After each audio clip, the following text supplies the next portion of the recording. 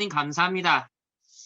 정말 사단에게 모든 걸 빼앗겨버린 이 시대에 오직 복음으로 모든 것을 세계의 복음화를 위하여 하나님의 영광을 위하여 정말 회복해야 될 우리 렘넌트들이 일어나고 있습니다. 특별히 전도자의 렘넌트의 영적 세계관 또 역사관을 확립하여 한 시대의 모든 흑암의 나라를 무너뜨리고 하나님의 나라를 심을 수 있는 그런 귀한 4세대 렘넌트들, 전도자들이 일어날 수 있도록 오늘 이 시간에 주의 성령으로 충만케 역사하여 주옵소서. 감사드리며 살아계신 예수 그리스도의 이름으로 기도합니다.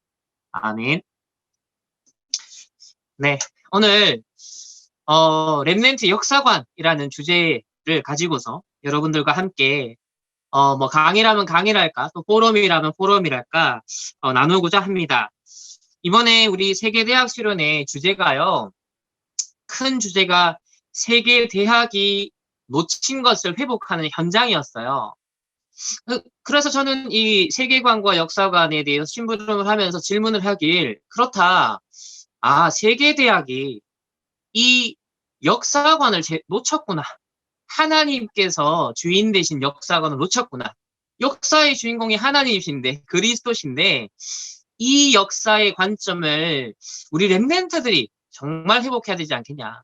그래서 세계대학이 놓친 것을 이 역사관 측면에서 우리가 회복하는 그런 언약을 함께 붙잡고 또 앞으로 도전할 수 있는 그런 언약의 여정이 시작되는 시간표가 되었으면 좋겠습니다. 우리 세계대학 수련회 1강에서요, 제목이 복음 놓친 뒤 사단이 주인된 세상이라고 하셨거든요. 그래서 역사관도 그렇게 뒤덮여버린 거예요. 사단이 주인된 세상을 그 관점에서 해석을 하니까 하나님이 주인된 관점이 상실되고 증발되는 거예요.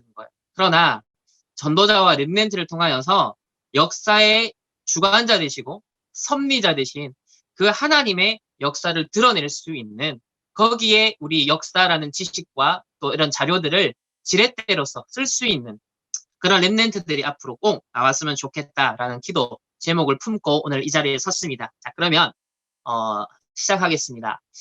먼저 하나님의 말씀은 신명기 32장 7절 말씀인데 옛날을 기억하라. 역대의 연대를 생각하라. 내 아버지에게 물어라. 그가 네게 설명할 것이요. 네 어른들에게 물어라. 그들이 내게 말하리로다. 성경은요. 처음부터 중요한 역사를 말합니다. 근데 이 역사 교육이라는 것은 이 구약 전체를 관통하면서 아주 중요한 지렛대 역할을 했거든요. 그러면 도대체 이 역사라는 것은 성경과 어떤 관련이 있을 것인가? 일단 그거부터 질문을 해봐야겠죠. 그래서 성경 속 역사 교육의 그 현장은요. 언약을 전달하는, 언약을 지속시키기 위한 상황, 맥락과 본질적으로 밀접한 관계가 있다는 거예요. 그러니까 역사에 대해서 여러분이 전공을 한다. 또 그것과 관련된 일을 한다. 혹 그렇지 않더라도 우리가 인생을 살아가면서 전도자로서 복음적 세계관, 역사관을 가진다고 했을 때는요. 반드시 후대들에게 언약을 전달하는 목적, 이 맥락 속에서 역사에 대한 일을 해야 된다. 그래야만 그 역사가 하나님의 인도를 받을 수 있는 이제 역사 지식이 되겠죠. 아놀드 토인비라는 사람은 전 잘 몰라요. 그런데 이 사람이 되게 유명한 말을 남겼더라고요. 꽂혔어요. 역사 의식이 없는 사람은 지금 자신이 어느 지점에 서 있는지 어디로 가야 할지를 모른다. 너무 이게 우리 전도자들이 정말 생각해봐야 되는, 묵상해봐야 되는 이거는 말이다. 맞잖아요. 전도자로서 렘넌트로서 이 시대가 어떤 시대인가. 그리고 정말 하나님께서 이 역사를 주관하시는데 무슨 목적을 위해서 이끌고 계시는가. 그렇다면 나는 지금 어느 지점에 서 있고 앞으로 어떻게 될 것인가. 이런 과거, 현재, 미래를 관통하는 그런 역사의식이 누구보다도 전도자에게, 우리 렘넌트에게 꼭 있어야 할 것 같습니다. 이건 어쩌면 세상 교육에서 가르쳐주지 않는 거죠. 세계대학에서 가르쳐주지 않는 거거든요. 그래서 오늘 이 시간을 하나님이 우리를 가장 소중하게 보시지 않겠냐 그렇게 믿습니다. 자, 그러면 우리 전도자 류광수 목사님을 통하여서 역사에 대해서 사실 모든 메시지의 그 대전제가요. 늘 성경과 교회사와 현장 얘기를 가지고서 서포트를 하시거든요. 전도자가 특별히 역사에 대해서 어떤 언급을 하셨는지를 조금 살펴보겠습니다. 제가 고등학교 1학년, 2학년 때 청소년 전도신학원 1기생을 보냈어요. 98년도, 99년도인데요. 그때 감사하게도 정말 영광스럽게도 전도자께서 저희 전도학을 직접 해주셨습니다. 그 당시에 이제 마가다락방교의 전신인 구동광교회인데요. 그때 핵심 메시지가 오후에 있었어요. 그때 그걸 하시기 전에 저희들에게 1시간 이 전도학 메시지를 주셨는데 그때 저에게 남았던 딱 한 가지 그 내용을 제가 이렇게 그림으로 표현을 해본 거예요. 솔직히 말하면 이제 역사 의식인 겁니다. 전도자의 역사 의식. 늘 소수가 복음을 회복한다는 거예요. 그러나 또 커지면 복음이 상실되고 본질이 희석된다는 거예요. 그래서 또 종교화되고 3단체가 주도하고 시대 재앙과 전쟁과 멸망 이게 역사적으로 늘 반복된다. 성경과 교회사, 세계사에 이 반복된 흐름을 확인해야 된다라는 것을 뭔가 저희들에게 전달해주고 싶어 하셨던 것 같습니다. 그래서 저는 뭐 역사에 솔직히 흥미가 없었습니다. 왜? 고등학교 때까지 제가 배웠던 역사라는 건요. 아, 연도를 외워야 되는 너무나 재미없고 너무나 지루하고 뭐 요즘 뭐 한국사다 세계사 강의하시는 뭐 EBS의 유명한 뭐 강사분들이나 뭐 일타 강사들 보면 너무 재밌게 너무 흥미롭게 너무 뭐 시청각 교육을 활용해서 너무 재밌게 잘하거든요. 근데 사실 제가 청소년 시기만 해도 정말 그런 역사 강사라든지 컨텐츠 자체가 없었어요. 그래서 저는 역사가 일단 나랑 안 맞는 너무 지루한 그런 학문이었습니다. 그렇지만 전도자를 통해서 듣는 이 역사에 대한 흐름은요, 되게 흥미로웠어요. 아, 이건 랩넨디가 반드시 알아야 된다. 이건 언약, 그렇지. 성경은 결국 역사의 흐름, 예수 그리스도께서도 결국 이 역사를 뚫고 들어오신 건데, 야, 이거는 세계복음화를 생각하는 우리들 입장에서는 역사에 대해서 관심을 안 가질 수 없구나라는 것을 일단 생각을 하게 되었고요. 2019년에 이런 말씀을 주셨어요. 성경의 역사를 봐라.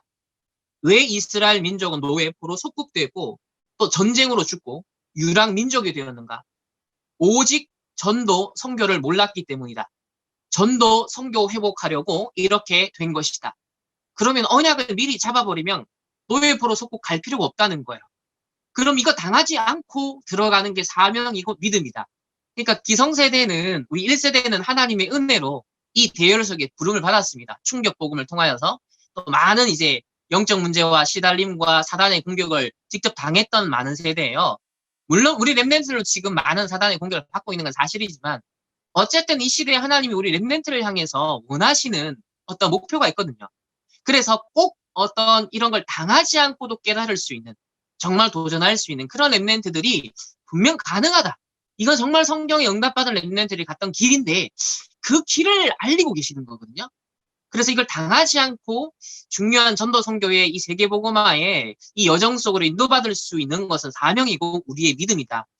그래서 여기에 있어서 우리가 역사라는 관점은요, 역사 어떤 관이라는 건 굉장히 중요한 역할을 합니다.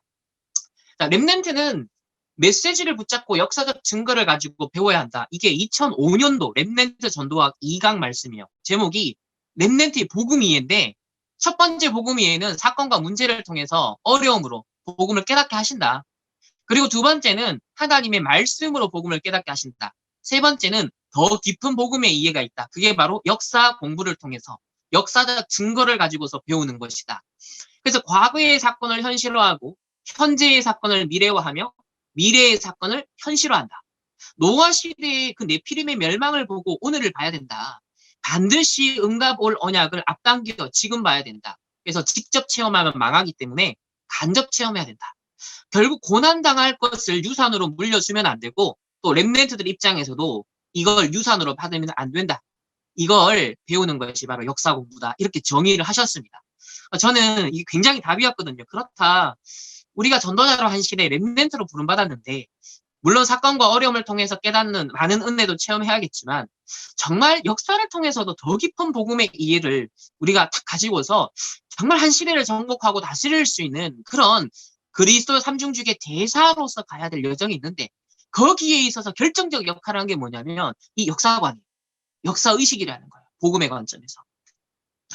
그러면서 2015년도인데요. 이 렘넌트 대회 때 1강 말씀에서 서론에서 말씀하셨죠.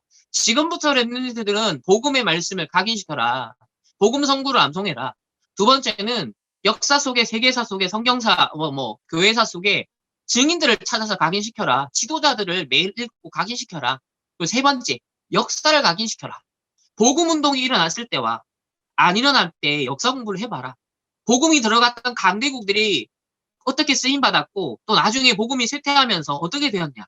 또 복음이 없어지면서 어떻게 되는지, 미국이 어떻게 되어가고 있는지, 그럼 한국 교회는, 한국 기독교는 앞으로 어떻게 될 것인지, 그런 연장선상에서 이 다락방 전도운동에 대한 해석, 이런 것들이 굉장히 중요하다라고 얘기를 하셨어요. 그래서 저는 2015년 이 메시지가 저에게 있어서는 이제 석사 과정을 마치고 성경신학을 제가 석사 과정을 했는데요.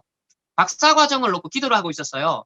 RTS가 제가 뭐 RTS의 교수가 되겠다 이런 생각을 갖고 했던 건 아니고 계속 하나님이 이제 누적되게 하셨던 것이 복음의 관점에서 역사를 보고 우리 랩런트들에게 발판을 놓는 역할을 해야겠다. 이거는 나에게 주신 하나의 미션인 것 같아.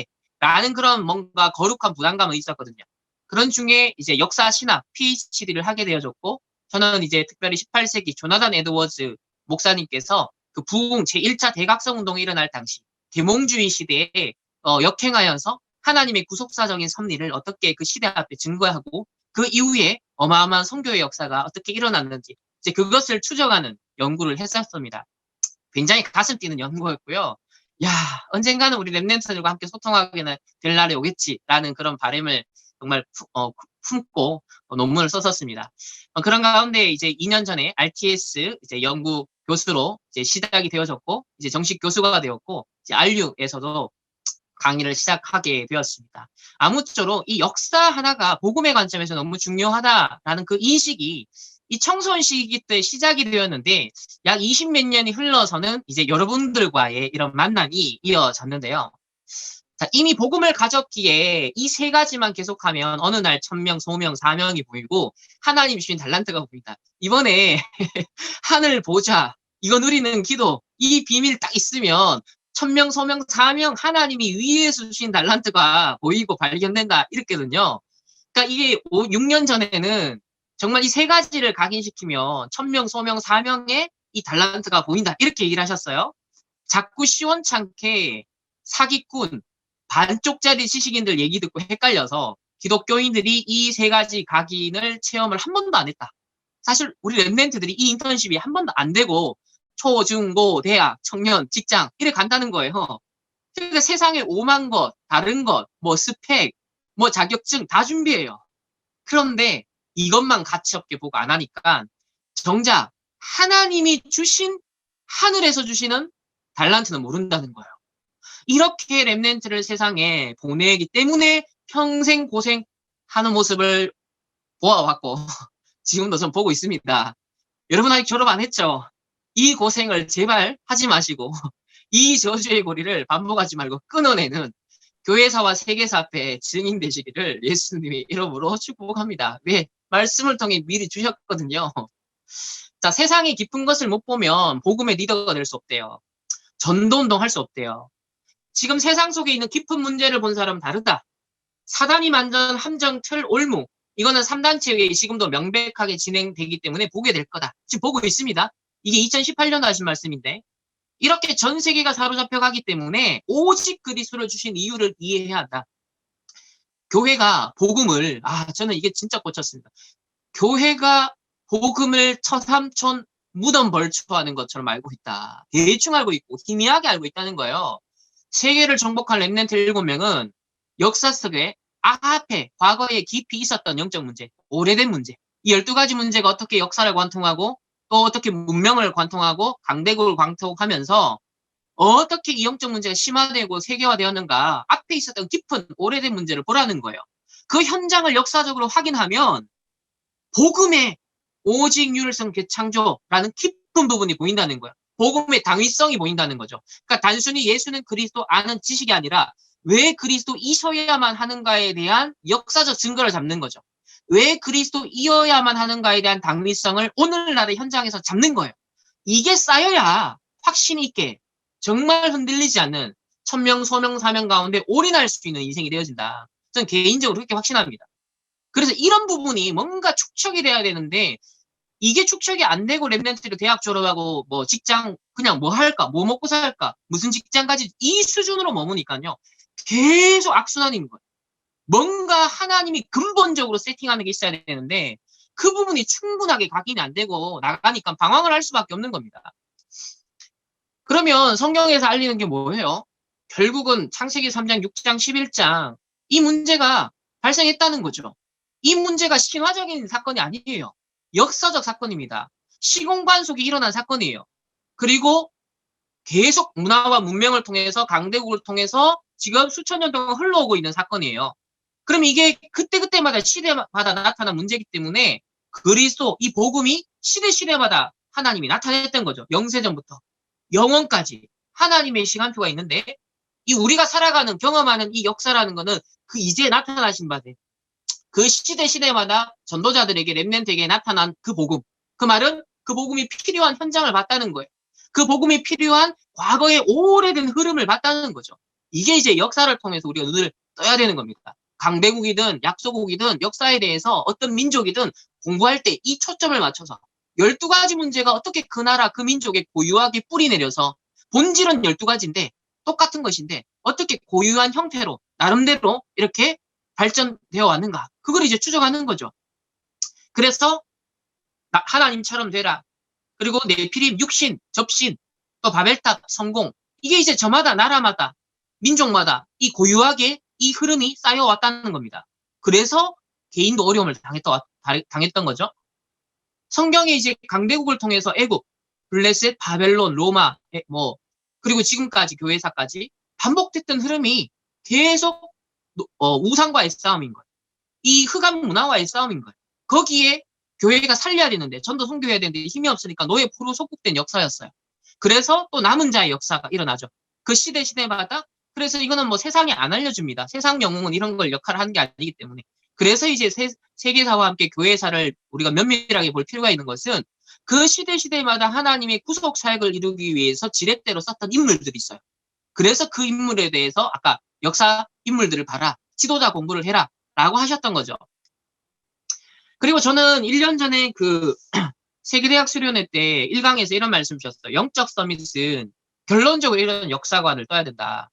바로 세상 나라 누구든지 지금 이게 관심을 갖는 거죠. 의식주 차원의 역사입니다. 역사. 그러니까 이게 세계관을 얘기했지만 저는 역사관으로 다시 바꿨어요. 아 맞다.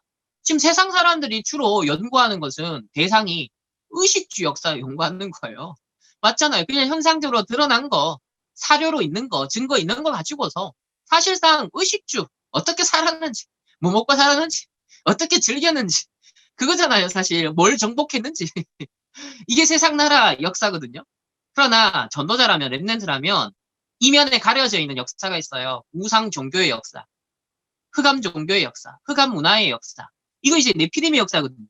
이 사단의 역사, 사단의 나라가 그 나라를 어떻게 멸망시켰는지 대문명을 이루고도 완전 우상이 가득해지고 바벨탑 쌓으니까 다 망하잖아요. 그게 이제 네피림의 역사에 대한 추적하는 이게 객관성이 필요한 거죠. 그러면서 더 이제 영적인 근본적인 답이 뭐예요? 이건 세상에서 이제 이 세계 대학에서 안 알려주는 겁니다. 이건 하버드대에서도 안 알려주는 거예요. 하나님의 나라. 아, 우리에게 주신 복음이 그래서 시대마다 필요했던 거구나.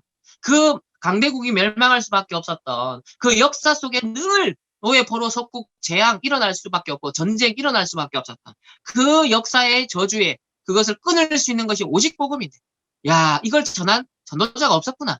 그래서 하나님의 나라 이룰 전도자가 시대마다 필요한데 우리에게 그 역할을 하나님 맡겨주셨구나. 이런 이제 역사의식을 역사를 공부하면서 우리는 배우는 겁니다. 그리고 구원의 길 메시지예요. 이 역사관이 다 담겨 있어요. 원래 인간, 우리 인간의 역사가 어떻게 시작되는지 알리고 있죠. 그리고 우리 인간의 역사 속에 많은 문제가 있지만 근본 문제가 뭔지를 알립니다. 그리고 그런 역사를 관통하며 인간이 개인들이 어떤 저주 재앙을 당하는지를 알리고 있어요. 그럼 여기서 벗어나고자 이제 인간이 몸부림을 쳐요. 이 인간의 방법, 대두가 되죠. 거기서 학문도 발전하는 거고요. 종교와 선행과 철학, 과학과 점술, 자, 이런 걸 합니다. 오늘날 명상, 이제 과학, 기술, 4차 산업, 이것까지 나왔습니다. 하지만 각종 사상과 문화, 역사로 이 기록이 남아 있고 흔적이 남아 있지만 알고 보면 하나님 중심, 복음 안에서 이게 나왔던 결과물보다는 복음 밖에서 뭔가 흑암운동 공허 속에 몸부림치는 하나의 산물로서 인본주의 노력, 스스로 구원을 이뤄보고자 했던 사실상의 인간의 노력의 산물들, 이게 축적된 게 사실 역사적 흔적으로 우리가 볼 수 있는 거겠죠. 그래서 이 구원의 길 메시지의 프레임이 우리가 기본적인 전도자의 역사관을 늘 여기서 출발해야 된다. 여기서 출발해야 된다. 그러면 거기에 대한 답으로 이제 그리스도를 역사 속에 꽂아주신 겁니다. 삼중직으로. 그리고 이제 우리는 뭐예요? 예수님 승천하신 다음에 그리스도의 이제 삼중직의 대사로서 교회사를 써 가고 있는 거고, 앞으로 예수님 재림 올 때까지 그 교회사의 역사의 주인공들로 하나님의 렘넌트들로 우리를 부르신 거죠. 자, 그러면 역사의 중요성 뭐 다 아시겠지만 역사 이해는 오늘을 살고 있는 나의 정체성을 알게 하고 또 미래를 내다보는 지혜를 전해주죠. 또 역사는 하나님이 인간에게 보여주신 일반 계시라고 합니다. 우리 신학적으로 일반 계시라고 하고요. 신앙의 눈으로 보면 역사를 움직이시는 하나님의 손길을 발견할 수 있습니다. 모든 인간은 역사의 무대에 등장해서 자신의 역할을 감당하는데요. 희로애락, 흥망성쇠가 개인과 국가들에게 반복됩니다. 그러다가 자기 역할을 마치며 사라지죠. 각자 자신의 사고와 의지로 행동하지만 결과적으로는 하나님의 뜻을 이루는 역할을 할 뿐이죠. 특히 교회사는요, 하나님의 사람들과 교회를 통해서 시공간에 나타났던, 새겨졌던 구체적인 하나님의 역사를 확인할 수 있습니다. 또 성도들이 남겼던 신앙의 발자취를 통해서 우리가 많은 발판을 찾아낼 수 있는데요. 이 교회사 이해라는 것은 오늘도 어제도 내일도 일관되게 역사하시는 하나님의 섭리를 확인할 수 있는 절호의 기회를 얻는 것이다 라고 할 수 있습니다. 하지만 인간들은요, 심지어 성도들도 역사를 통해 배우려 하지 않습니다. 이스라엘 백성을 보면 우리가 정말 많이 느끼죠. 확인하죠. 지난 과오를 반복하며 시행착오를 자행합니다. 인류 중에 극소수만이 역사에서 교훈을 얻고자 노력하지만 그 노력마저도 좌절에 이르는 경우가 대부분입니다. 인간의 부패성, 12가지 문제 속에 이 부패성이 역사에 적극 개입하기 때문이죠. 역사관이 중요한 또 다른 이유가 있어요. 모든 사람은 자신만의 세계관, 또 가치관의 지배를 받고 생각하고 느끼며 행동합니다. 그런데 이 세계관을 형성하는 기초가요, 전제가 역사관이에요.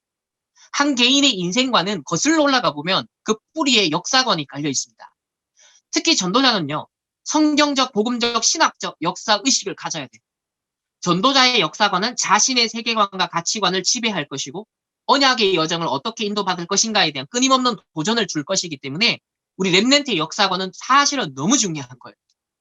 진정한 믿음의 사람은 하나님 앞에서 서는 것과 역사 앞에 서는 것이 이중적이지 않습니다. 따로 구분되지 않고 일치하기 마련이에요. 그래서 우리 세계관에서 중요한 게 일관성이거든요. 역사관도 마찬가지예요. 역사의 주인공 섭리자가 하나님이로 믿는다면 우리가 일반적인 역사 세계사를 배우고 사료들을 접하지만 그것이 다 밝히지 않지만은 우리는 먼저 대전제가 뭐예요? 하나님 앞에서. 이 역사의 주인 되신 하나님 앞에서. 그러면서 이 역사를 접근할 때도 이것이 어떻게 하면 일치될 수 있는 방향으로서 우리가 인도받을 것인가. 이제 여기에 여러분들의 어떤 전문성의 어떤 준비가, 이유가 나오는 거죠. 또 역사의식을 소유한 전도자는 지금의 환경에 함몰되지 않고 지난 역사를 발판 삼아 자신과 교회와 시대를 통찰합니다. 또 인류의 역사 속에 다양한 유형의 역사관이 등장했습니다. 이거는 뭐 여러분이 학교에서 전공을 하면서 더 많이 배우는 내용들이에요. 뭐 순환론적 사관, 진보주의 사관, 실증주의 사관, 관념주의 사관, 마르크스 사관, 기독교 사관이 대표적인 역사관 유형이다. 그러니까 최근에는 한 10년, 20년 이렇게 보면 흐름이 미시적, 그러니까 평범한 일상, 평범한 사람들, 을의 역사들 있잖아요. 민초들의 역사. 이제 여기에 점점 이제 막 영웅들 역사 말고 승리자의 역사 말고 이제 이런 식으로 이제 발전을 해왔어요. 어쨌든 특징이 보면 인간 중심으로 간다는 거죠. 점점 인간 중심으로 뭔가 역사의 이 관심의 주제가 이 초점이 향하고 있다라는 것을 볼 수 있습니다. 기독교 역사관이 다른 역사관들과 무엇이 다른가를 이해하는 것은 오늘날 다양한 현대사회, 문화, 정치, 경제, 그리고 국제관계, 이제 우리의 전도 현장이죠. 237 나라 5천 종족. 이걸 이해하는 데 주요한 밑거름이 됩니다. 세계관과 가치관의 저변에 이런 역사 인식이 뿌리 내려 있기 때문인 거죠. 우리는 이 눈에 보이는 물질적인 어떤 시공간의 세계, 역사만 인정하는 것이 아니라 보이지 않는 영적 세계, 보이지 않는 영적 역사, 그것까지 우리는 지금 다 인정을 하는 사람들이죠. 자, 그러면 특별히 역사의 주체가 누구냐? 여기에 따라서 가장 근본적으로 사실 역사관이 갈립니다. 히브리즘과 헬레니즘으로 크게 대별이 될 수 있겠죠. 이것은 인류 역사 철학을 지배하는 가장 큰 중심축이라고 볼 수 있습니다. 히브리즘은 하나님 중심, 신 중심의 가치관을 낳았다면 헬레니즘은 인간 중심의 가치관을 낳았죠. 이것은 역사의 주체가 누구인가에 따라 이렇게 상반된 견해로 표출이 되는데 이게 왜 중요할까요? 히브리 역사관은 역사의 주체가 하나님이고 헬라 역사관은 그 주체가 인간이라는 관점을 나타낸다면 하나님 중심의 역사관을 가지느냐, 인간 중심의 역사관을 가지느냐 하는 것은 그 이후에 따라오는 것들, 이제 인식과 실제 삶에 맺는 열매들, 모든 게 사실 다 달라진다는 거예요. 자, 그럼 히브리 역사관은 간단하게 구약 성경에서 이스라엘 지도자들을 모세처럼 이스라엘 지도자들은 중요할 때마다 사람들을 불렀어요. 그러면서 이스라엘 백성들에게 이스라엘의 구원의 역사를 가르쳤습니다. 상기시켰어요. 그 결과 이스라엘 사람들의 이 신과는 그들의 역사관과 사실 뗄래야 뗄 수 없는 이제 절대적인 서로 영향을 주고받을 수밖에 없는, 그러니까 언약적 세계관, 언약적 역사관이 그냥 자연스럽게 들어온 거예요. 역사 속에 개입하신 하나님을 믿고 그분에게서 언약을 받고 그분이 언약의 하나님으로서 그 백성을 통치하시니까 그분의 역사가 나타나니까, 그러니까 이게 언약적 세계관, 역사관이 그냥 자연스러운 겁니다. 이러한 히브리 역사관은 성경 저자들과 어거스틴을 비롯한 초대교회 또 교부들 그리고 종교개혁자들이 계승했던 성경적 기독교적 역사관이었습니다. 자, 이 역사관은 인간 삶의 모든 사상과 현상을 고찰할 때 항상 하나님 중심으로 접근했죠. 그래서 히브리 역사관은 하나님 중심이라면 이 이제 기독교 역사관은 이제 교회사 그리스도가 이 땅에 오신 것을 이제 다 포함하기 때문에 이제 이 땅에 그리스도가 오신 것까지 포함하는 그리스도 중심의 역사관이라고 볼 수 있고요. 또 역사에 초월적 의미를 부여하는 것을 주저하지 않았죠. 하나님이 이스라엘의 과거 역사에 개입해 오셨다는 것. 아브라함의 하나님, 이삭의 하나님, 야곱의 하나님이라는 것은 곧 언약의 하나님. 지금도 역사적으로 함께 하셨던 그 하나님이 지금도 우리와 실존적으로 함께 하신다라는 이런 인식을 사실 이 표현 속에 담겨져 있는 겁니다. 이스라엘의 여호와 하나님은 주권적이고 초월적인 신인 동시에 인격적인 신으로서 자신의 백성들과 맺은 언약을 통해서 역사 가운데 자신을 계시하시고 만물을 통치하시고 직접 개입해서 섭리해 가시는, 그래서 지금도 살아서 역사하시는 하나님이라는 거죠. 그래서 삼오늘이 바로 그걸 체험하는 겁니다. 지금도 역사적으로 살아계셔서 이렇게 섭리하시는 하나님을 우리는 체험하는 거예요. 자, 이러한 역사적 섭리의 이유는 다음과 같습니다. 성경만이 밝히는 관점이죠. 원래 인간은 하나님의 형상대로 지원받은 영적 존재지만 창세기 3장 원죄로 인해 타락한 인간은 하나님의 형상 깨어졌고 그 결과 인류의 역사는요, 하나님의 절대 주권적 은혜를 통해 구속받아야만 하는 그런 대상자들이 살아가는 무대가 되어버린 거예요. 이제 인간의 사상과 가치와 직업과 행동과 운명, 이 모든 것은 죄 아래 12가지 문제 아래 놓여 있기 때문에 하나님과의 올바른 관계를 회복하기 전까지는 진정한 의미를 찾을 수 없습니다. 진정한 회복은 주권적인 은혜의 구속 사역에 기초할 수밖에 없죠. 인간의 타락으로 인해 하나님의 형상이 깨어짐으로써 부여된 문화, 명령, 이행이 사실 불가능해졌습니다. 원래 하나님의 형상 가진 자에게 정복하고 다스리도록 주셨는데 하나님의 영광을 위해서. 타락한 인간은 그 방향과 상관이 없어요. 오히려 역행하는 거죠. 하나님의 영광을 자기가 취하죠. 오로지 육신의 역사를 이룹니다. 그래서 창조 계획을 복구시키고자 하는 이 구속 사역이라는 것은 굉장히 역사적으로 필연적인 계획인 겁니다. 그래서 언약의 백성에게 우리의 신앙과 역사라는 것은 절대로 분리될 수 없는 이유가 여기에 있다는 거죠. 왜? 구속 사역은 이 땅 가운데, 역사 가운데 관통해서 실행이 돼야 되니까. 자, 그러면 반대로 헬라 역사관을 볼까요? 하나님 중심의 히브리 역사관과 대조적이게 헬라 역사관에서는 역사의 주체가 인간입니다. 헬라 철학자 플라톤이 말하는 신 데미우르고스나 아리스토텔레스가 말하는 부동의 동자는 모두 비인격적인 존재로 여호와 하나님과는 차이가 있습니다. 헬라 철학에서는 인간 경험과 이성이 인간의 가치를 결정하는 핵심 요소인데, 이러한 사고 속에서는 과거의 역사적 사건들이 하나님의 예정이나 섭리 속에서 진행되는 것이 아니라 순전히 인간들에 의해서 자행되고 형성되어가는 그야말로 인간의 작품이라는 거죠. 역사적 사건들은 인간의 실수나 인간의 성공에 의해 형성된다. 사상의 형성뿐 아니라 전쟁의 역사에서도 결정적 주체는 결국 인간 자신이다. 이런 헬라 역사관이 지배하는 세계관 속에서는요, 내세에 대한 보상이나 심판 개념이 역사의 중심축을 형성하지 않습니다. 그냥 부, 명예, 성, 사랑, 질투, 미움, 복수 등 철저하게 세속적인 12가지 문제 속에서 나타난 그런 현상들, 이런 세속적 가치관이 지배할 뿐인 거죠.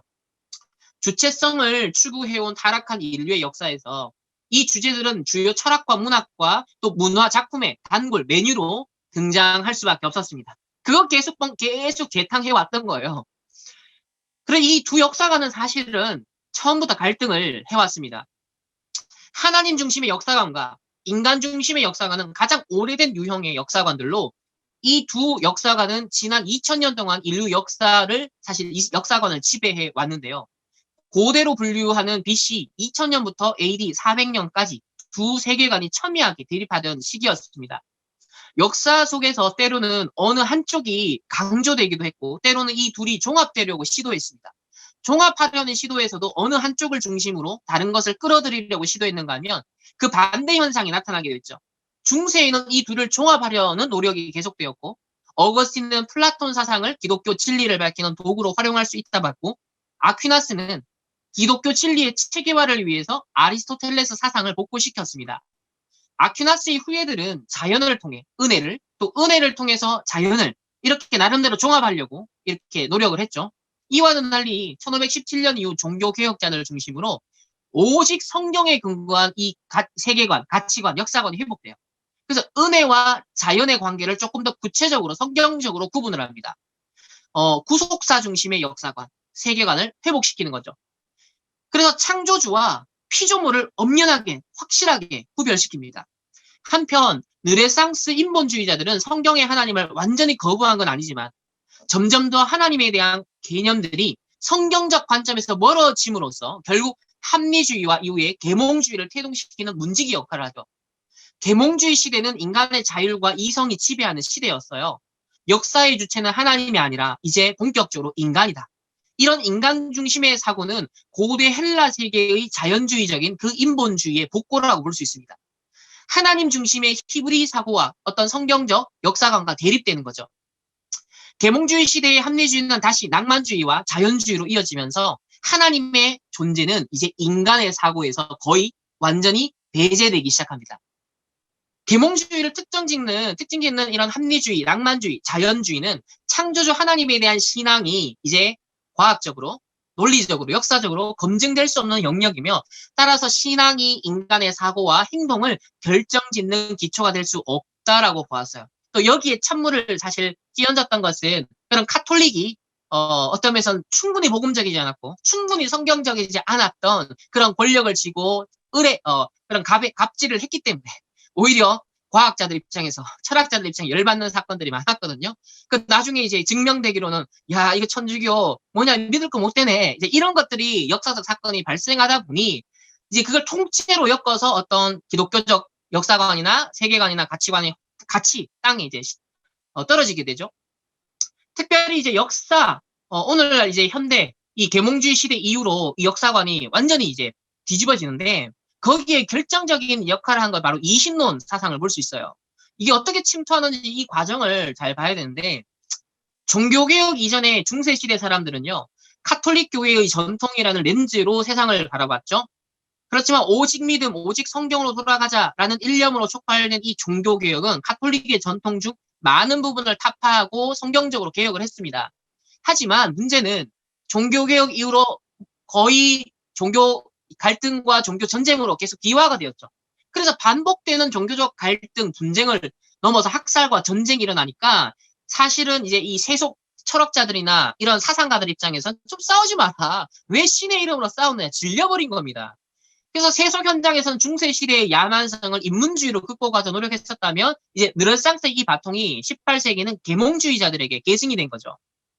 특별히 또 그 벌써 17세기부터 쭉 이어지는 이 과학혁명의 또 영향으로 이미 유럽에서는 사회와 인간에 대한 지식을 추구할 때도 자연과학적 방법을 따르고자 하는 경향이 있었는데 이 경향이 신학에도 유입이 되는 거예요. 그래서 종교와 과학의 타협적인 형태로 이신론, 디이즘이라는 것이 영국에서 최초로 태동이 됩니다. 자연과학의 발달은 계몽주의자들에게 무엇이든지 이성을 통해서 검증 가능해야 한다라는 객관성의 칼날을 쥐어주었죠. 이성의 칼날은 곧 기독교를 향합니다. 기독교의 모든 비합리성을 제거하는 칼날의 역할을 하는 것이 바로 이신론이었죠. 18세기 영국의 철학자, 과학자, 이신론자들은 합리주의, 이성주의가 만개하도록 길을 닦습니다. 그래서 관용, 낙관주의 분위기 속에서 신학 흐름도 극적인 변화를 겪습니다. 특히 급진적인 이 이신론 사상은 프리메이슨에게 아주 직접적으로 많은 영향을 미치고요. 그리고 이신론자이면서 프리메이슨인 사람들이 유럽 전역에 이 이신론을 퍼뜨리고 미국 신대륙에 이것을 이제 전파하는 전도자 역할을 했던 거예요. 이 이신론이 유럽 대륙에 급속히 확산된 배경에는 주요 계몽주의 사상가들로 활약했던 프리메이슨들의 적극적 지지가 있었기 때문인데요. 1723년 제임스 앤더슨, 이 사람이 이제 프리메이슨인데 목사님 출신이에요. 프리메이슨의 규약이라는 책을 써서 이신론적인 종교 원칙을 공식적으로 제시합니다. 그러니까 종교 전쟁을 너무 많이 겪다 보니까 이제 종교 분쟁 좀 겪지 말자. 그러면서 이제 이런 사상을 목사님이 주장을 했던 거예요. 이신론은 계시 종교를 거부하고 이제 자연 종교를 추구한다는 점에서 흔히 자연신론이다라고도 하는데요. 결국 기독교를 계시 종교에서 이성 종교, 자연 종교, 도덕 종교로 탈바꿈시키려 했던 그런 반성경적이고 반기독교적인 이단 사상입니다. 그래서 신학적으로는 이 이신론 사상은 이단 사상이에요. 이 이신론은 성경의 계시를 그대로 받아들이지 않고 이성에 비추어서 합리적인지 아닌지를 판단하려 했습니다. 그 결과 하나님의 초월적인 기적, 역사적인 인격적인 섭리를 부정하고 이성과 자연 법칙에 어긋나 보이는 것들을 성경에서 제거하기 시작합니다. 특히 어떤 외부적인 권위, 곧 성경의 교리와 교회의 전통을 거부하고 너 자신의 이성을 활용하고자 하는 모든 용기를 가져라 라는 그런 계몽주의의 모토를 내세우면서 자율적인 인간으로서의 진리와 행동의 주체적인 결정권자가 되고자 했죠. 특별히 존 톨랜드, 영국의 존 톨랜드는 신비롭지 않은 기독교라는 저술을 통해서 이신론을 대중화시키는 토대를 깝니다. 그는 복음서에, 이 성경의 복음서에 이게 예수님의 행적, 역사를 기록한 건데 이성에 모순되거나 이성을 초월하는 것이 아무것도 없다라고 주장하면서 철저한 합리주의를 강조해요. 특히 톨랜드는 복음서에 기록된 예수님의 모든 기적과 신비는 인간의 이성을 모욕하는 것이고 초월적인 기적은 성경 계시가 참됨을 증명하는 것이라는 전통적 견해를 비판합니다. 그는 기독교의 초자연적인 요소들을 철저히 제거하려 들죠. 한편 톨랜드는 기독교가 전파되기 이전에 영국인들이 신봉했던 고대 종교인 바로 드루이교와 프리메이슨에 대한 관심을 이신론과 결합시킨 인물입니다. 당시 비밀 종교 신봉자 프리메이슨들을 통해서 계몽주의가 독일로 전파된 거예요. 독일의 이 합리주의, 독일의 계몽주의, 독일의 이 이신론이 바로 이 영국의 프리메이슨들 이신론자를 통해서 전파가 됩니다. 그래서 대표적 인물이 레싱 같은 인물인데요. 창조만큼 오래된 기독교라는 이 책은 이신론의 바이블로서 프리메이슨에게 영향을 줍니다. 또 종교다원주의 관점에서 기독교에 가치 있는 것들이 창조만큼이나 오래된 것임을 비판하죠. 그래서 이성과 불일치하는 것은 미신적이고 가치가 없다라고 역설했습니다. 이렇게 계몽주의 시대의 이신론자들은 인간 이성이 자연의 내적인 작용을 설명할 수 있는데 굳이 인간에게 성경이며 외부적인 권위며 구원이며 신조 따위가 왜 필요하냐라면서 이성으로 납득할 수 없는 모든 생각을 철저하게 거부를 합니다. 이신론자에게 성경 속 기적은 불가능한 것이고 삼위일체 교리도 비합리적인 것으로 부정되고 예수도 인간적 메시아에 그러니까 도덕 종교가 되는 거죠. 그저 기독교 윤리를 따라 사는 것이 기독교인이 된다라는 거예요. 그래서 사실 자유주의 신학이 19세기에 꽃을 피우지만 20세기에 많은 영향을 주지만 이미 이 잠재적 씨앗은요 여기서부터 무르익어 가서 오래된 흐름인 거예요. 이게. 영국의 이신론은 또 독일 합리주의 발전에 영향을 줄 뿐만 아니라 프랑스에서는 상당히 상류층 엘리트들 사이에 파고들어서 직접적 영향을 주는데요. 특히 프랑스 이신론의 대가로 알려지는 볼테르, 프리메이슨이었죠. 1726년, 29년까지 영국을 여행하는 동안 이 이신론에 눈을 뜹니다. 아마 이 당시에 뭐 프리메이슨들과의 접촉이 만남이 있지 않았을까. 뭐 만남의 저수인지 축복인지 모르겠지만 이 신의 존재와 단순한 도덕성의 그 본질이 있는 원시적인 자연 종교를 그는 신봉했고 성경과 교회의 권위에 근거한 모든 전통을 거부합니다. 여기서 이 프랑스 맥락은요, 사실은 위그노를 다 처단을 했었기 때문에 개혁주의적인 종교개혁자들의 정신을 고수하는 교회가 아니라 카톨릭이에요. 카톨릭 신앙이 이미 이 프랑스 혁명 전에 오래 뿌리내려고 타락을 많이 했었기 때문에 이제 그런 지금 상황을 말하는 겁니다. 그의 사상은 프랑스인들의 마음을 프랑스 혁명의 방향으로 움직이는데 막대하고 중요한 영향을 미쳤습니다. 또 프리메이슨이었던 데이비드 휴먼은 종교의 자연사라는 책에서 또 이신론자죠. 기독교의 유일성을 거부하고 종교가 일종의 환상이며 자연에 대한 공포와 경외심에서 온 것이라고 주장하면서 종교의 기원에 대한 다원론적인 관점을 제시했습니다. 이렇게 많은 이신론자들 혹은 프리메이슨들은 세상을 창조한 신을 인정했지만 자연 법칙에 그 운행을 맡겨두었다면 세상에 개입하거나 인간에게 접촉하는 것은 비합리적인 것으로 보았고, 즉 신의 역사적 섭리나 인격적 교제가 불필요하다고 본 거예요. 그러니까 사단의 전략은 뭐예요? 구속사가 불필요하다는 겁니다. 그냥 인간 예수 신화적인 도덕적인 어떤 그냥 모범 교훈을 받을 만한 인물은 되지만 굳이 역사 속에 실존했던 인물이 필요가 있냐는 거예요. 왜냐하면 우주가 전체적인 조화 속에서 움직이는 것으로 보고 조화를 윤리적 원리의 모형으로 이해했기 때문입니다. 따라서 하나님은 자연법의 고안자이자 우주에 내재하는 명목상의 창조자일 뿐 역사에 개입한다, 주관한다, 섭리한다 이건 아니라는 거죠. 또 프리메이슨이었던 영국의 역사가 에드워드 기번은요. 유명하죠. 로마 제국 세망사. 여기에서 초기 기독교의 확장 원인을 복음의 정복력이 아니라 자연적 결과의 서술로 표현하는데, 이 기본은 이 동기가 있어. 동기가 이 사람은 기독교를 까기 위한 목적으로 로마 제국의 쇠망사를 연구하면서 그 기독교가 왜 이렇게 엄청나게 성공을 했고 로마를 정복했느냐, 그 원인이 복음의 어떤 능력, 뭐 초대교회의 어떤 위대함 이런 게 아니라 자연적인 결과다. 로마는 자연적으로 쇠퇴할 수밖에 없는 그냥 타락한 그냥 제국이었다라는 그런 쪽으로 서술을 하는 거예요. 그러니까 동기는 기독교를 사실은 이렇게 인정받는 걸 이제 좀 이렇게 평가 절하시키기 위해서였습니다. 자, 그에게 역사란 인류의 범죄, 어리석은 짓, 불행의 기록에 불과하다. 이거는 반틈은 맞죠. 12가지 문제로 점철됐으니까. 결국 역사에서 어떤 신적인 요소를 완전히 배제한다. 그러니까 반쪽은 안 맞는 것이. 그럼에도 불구하고 하나님의 섭리와 주권이 진행되거든요. 그러면서 구속사역을 이뤄가거든요. 요거는 이제 딱 빼내는 겁니다. 그래서 회의론이 대두가 되고 역사적 논증이 객관적 신앙 진리를 세우는데 불충분하다라는 문제의식을 일으키는데 아주 중요한 역할을 하게 되죠. 역사는 우연한 것이고 파편적인 지식일 뿐이다라는 겁니다. 또 이제 영국의 이신론에 영향을 받았던 독일의 이 에브라임 레싱, 아주 중요한 인물입니다. 정말 신학적으로나 뭐 문학적으로나 사상적으로 되게 중요한 인물인데요. 역시나 프리메이슨이었습니다.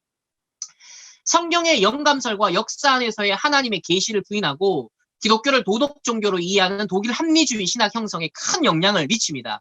그러니까 독일 이 합리주의 신학이 결국 자유주의 신학으로 태동하거든요. 그러니까 종교개혁이 일어났던 이 독일이요. 결국은 계속 분쟁이 일어나고 뭡니까 그 30년 전쟁을 하게 되어지고 자, 이러면서 독일이 많이 초토화됐단 말이죠. 점점점 이제 복음이 약화되고 영적인 것이 약화가 되면서 여기에 뭐가 들어오냐면 이렇게 이신론이 뿌리내리고 합리주의가 뿌리내리고 결국 자유주의가 태동하고 자유주의가 엄청 태동하면서 1차, 2차 세계대전 거기에 어마어마한 비극의 원흉이 독일이 그 역할을 하게 되는 거예요.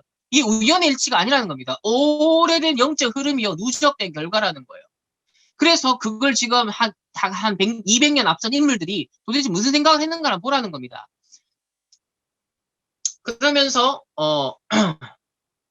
성경 없이도 기독교가 존재할 수 있다는 신학적 원리를 세우는데요. 성경은 이미 지나가 버린 거다. 옛날 거다. 곧 기술이 발달하지 못한 옛날의 기준을 가진 사람들이 당대의 독자들을 위해서 기록한 것이기 때문에 이제 비판을 받아 마땅한 책이다.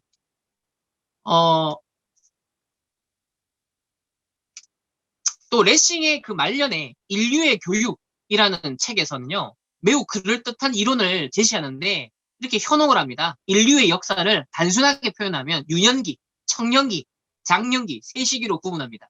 그리고 각 시기별로 필요를 충족시키기 위해서 신이 하나님이 성경을 제공했다고 주장을 해요. 자, 유년기에는 복종하면 장수와 축복을 약속하는 이제 구약, 그런 훈련소로서 구약을 줬다. 청년기에는 자기 부인과 영원한 보상이 담긴 신약이 적당한 인도자였다. 이제는 성숙했다는 거예요. 계몽주의, 이제 이성이.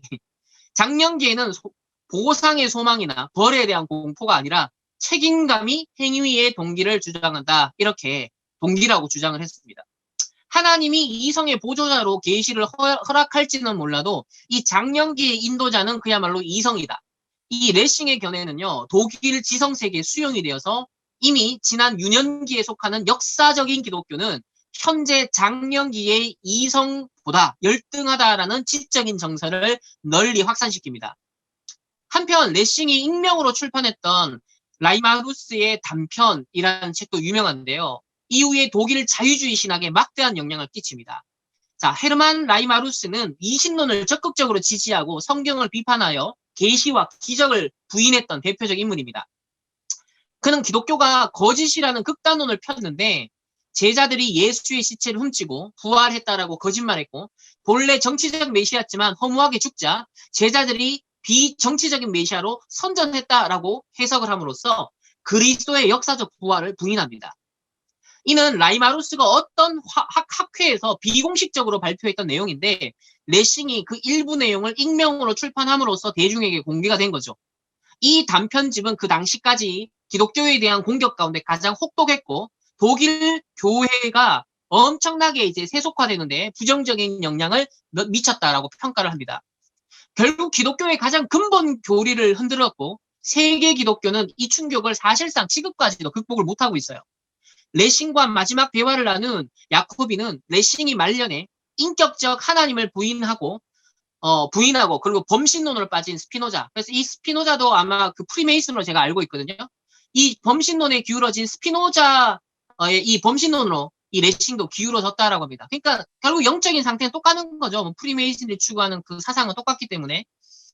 우연한 역사의 진리들은 결코 필연적인 이성의 진리의 증거가 될 수 없다라는 레싱의 유명한 문장은 그가 얼마나 철저한 이신론자였는지를 보여주고요. 결국 역사 속에 펼쳐지는 하나님의 주권적, 인격적인 구속사역의 섭리를 부정하는 것이 핵심이에요. 이게 사단의 한수인 겁니다. 그러니까 여러분이 주로 역사를 배우고 지금 뭐 그런 세속적인 관점의 역사관을 많이 공부를 했을 텐데 이미 그 앞전에 이런 흐름들이 계속 이렇게 되어 왔다는 거죠. 또 영국의 퀘이커 교회의 후예인 토머스 페인 역시 이 프리메이슨의 이라고도 알려지고 거기에 대한 결정적 증거는 없다라고 의견이 분분하지만 어쨌든 이 사람 본인도 프리메이슨에 대한 책을 서술한 사람이에요. 이 토마스 페인은 이성의 시대로 유명하죠. 이신론에 근거해서 전통적 기독교와 성경의 허구석을 분석하고 비판했던 사람이에요. 이것은 가장 공격적이고 또 반기독교적인 이신론의 대명사로서 알려지고 있는데요.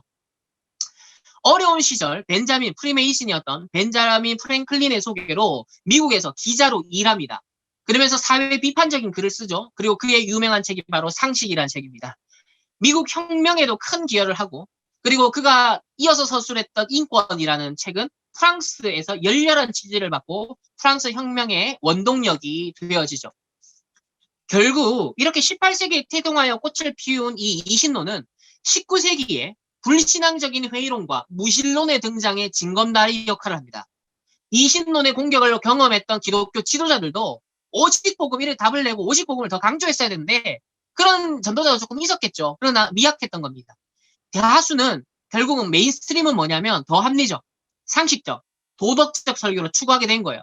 그래서 영국이든 뭐 프랑스는 말할 것도 없고 독일 이게 이제 자유주의 쪽으로 점점 흘러갔던 겁니다.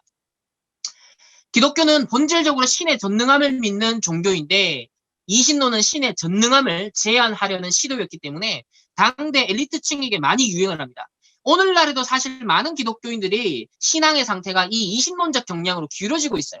하나님을 믿는다고 하지만 실제 내 삶 속에 섭리하시고 이끌시고 위드 임마누엘 원네스 하시는 섭리적인 하나님, 인격적인 하나님을 실제로 우리 랩랜드들도 못 누리고 있거든요. 그러니까 사실상 자기가 이신론자다 말하지 않아도 상태는 이신론자가 되어가고 있는 거예요. 그렇다면 성경적 역사관은 뭐냐? 자, 성경적 역사관은 근본적 특징이 있습니다. 자, 큰 틀에서 보면 창조, 타락, 구속, 완성이라는 성경적 세계관, 성경적 역사관 이것이 이제 가장 핵심적인 건데 구속사를 이루는 거예요. 목적은 구속사. 하나님은 처음부터 인류를 구원하기 위해서 역사 속에 개입을 하시고 지금까지 인도하시는 섭리를 하시는데 창세기 3장 1에 타락된 역사가 지금까지 계속되고요. 그리고 그리스도가 이 땅에 오셔서 구원을 받은 우리들 입장에서는 타락된 역사 현장에 살지만 구속받은 자로 살아가죠. 그래서 종말론적인 하나님 나라 완성을 위해서 우리는 나아가고 있는 언약의 여정 속에 있고, 그러나 불신자들은 여전히 검정색, 타락, 12가지 문제를 경험하고 있는 역사 속에 지금 그들은 이 시대를 살아가고 있는 겁니다. 어쨌든 역사의 방향은 구속사 성취와 결국 종말론적인 예수님의 재림 성취를 향해서 나아가고 있다. 그래서 세계복음화, 땅끝까지 복음 전파, 여기에 지향점을 향해 간다. 그러니까 첫 번째 이 성경적 세계관의 특징은 하나님이 바로 역사를 주관하신다라는 믿음을 전제하는 겁니다. 이거 전제하지 않으면 말이 안 되는 거죠. 우리 기독교 입장에서는. 그 초점은 그리스도의 성육신과 구속사역의 완성에 있다. 이는 역사를 섭리하시는 하나님의 주권적 손길을 보여줍니다. 그러니까 아까 18세기부터 쭉 진행되어 왔던 흐름은 사단이 이걸 노리는 겁니다. 이걸 부정하는. 이 부분을 계속 평가절하하고 자꾸 불신앙을 심는 요소들을 계속 뿌려왔던 거죠. 어떤 것이든 우연이란 있을 수 없습니다. 우연이란 단어는 그것의 근본적 이유와 해결책을 알 수 없기 때문에 인간이 스스로 고안해낸 사전의 그런 단어인 거죠. 성경적 역사관은 섭리의 필연적 목적을 믿습니다. 신앙의 눈을 가진 사람은 역사를 통해 움직이는 하나님의 손길을 보게 돼요. 물론 이런 사람은 역사뿐 아니라 모든 측면에서 하나님의 역사하심을 발견하죠. 그게 이제 위드 임마누엘 원네스 수준에 이른 건데요. 사랑하는 사람의 필체만 봐도 그 사람을 느끼고 사랑을 하듯이 아마 연애한 시절이겠죠. 복음을 사랑하는 신앙인은 모든 피조물과 역사 가운데 구속사를 이루시는 하나님의 선한 손길과 역사하심을 발견하고 누린다. 조나단 에드워즈 목사님의 기록들과 일기를 보면요. 진짜 이 피조물 역사 가운데, 자연 가운데 섭리하시고 역사하시는 하나님의 그 아름다운 섭리에 대한 찬양과 그 영광을 돌려드리는 고백들이 굉장히 많습니다. 그만큼 진짜 인격적으로 하나님과 깊은 교제를 나눴던 역사적 인물인데요. 하지만 불신자는 자연이나 역사 그 자체로밖에 볼 수 없죠. 표면적인 수준에서. 하나님의 주권적 섭리의 손길을 모르는 대부분의 학자들은 하나님과 교회와 관련된 일들을 세속적 관점으로 분석하면서 그것을 교회사라고 착각을 합니다. 세상은 그림자를 보면서 울고 웃으며 자랑하는 것에 열심을 냅니다. 하지만 그들의 모든 역사는 그림자만큼이나 허망하고 의미가 없습니다. 그저 죽음으로 모든 것이 끝나죠. 허무함 때문에 이 땅에서 더욱 세속적 쾌락과 명성에 몰두하는 것 같습니다. 하나님의 절대 주권, 절대 계획, 절대 언약, 절대 여정, 절대 목표를 간과해버리는 역사관은요. 그저 무의미하고요. 무가치한 기록을 엮어가는 것밖에 안 되죠. 성경은 바벨론이 당시 굉장한 위용을 자랑했지만 이스라엘을 훈련시키는 도구일 뿐이다. 이렇게 봅니다. 때때로 성경은 세속사에서 대단히 유명한 어떤 왕에 대해 저가 여호와 앞에서 악을 행하였다라고 짧은 한마디로 평가를 내리고 말아요. 그 이유는 하나님의 뜻대로 따랐는지 아닌지가 성경의 주요한 판단 기준이 되기 때문이죠. 하나님의 구속 사역에 있어서 비중이 무엇이 중요한가? 그것이 하나님 보이는 역사의 기준이에요. 두 번째 성경적 역사관의 특징은 직성적인 선형 역사관이라는 거예요. 이것은 순환론적인 역사관과 대조적이죠. 영세전부터 영원까지 예비된 하나님의 모든 영광스러운 계획은 온전히 성취될 것입니다. 하나님은 자신의 일관된 목적인 언약 성취, 구속사 성취를 향해서 지금도 일심전심 지속으로 나아가십니다. 세 번째는 성경은 종말론적 역사관을 소망으로 제시합니다.